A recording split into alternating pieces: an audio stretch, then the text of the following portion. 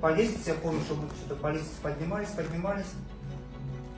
И потом уже, когда этот коридор какой-то провели нас, и там у нас стенки всех поставили, и давай уже бить всех. Всех бить. Там кричали мы все. И все, потом уже, когда уже нас били, да, вот с утра где-то, пускай будет с 10, да, до обеда нас били, и вот меня в обеде уже ноги сломали. Били кулаками, ногами, дубинками.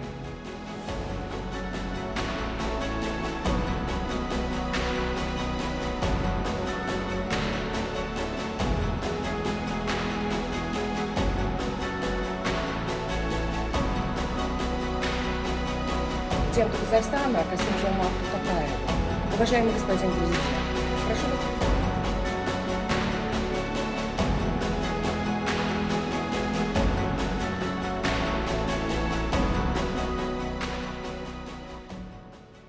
Я надеюсь на жесткое наказание виновных в рамках закона. Мы своих кыргызстанцев никогда в обиду не дадим. Мы стоим плечом к плечу, но наши народы всегда были братьями, побратимами, странами, которые всегда сохраняли толерантность. Так давайте сохраним эту толерантность между нашими народами.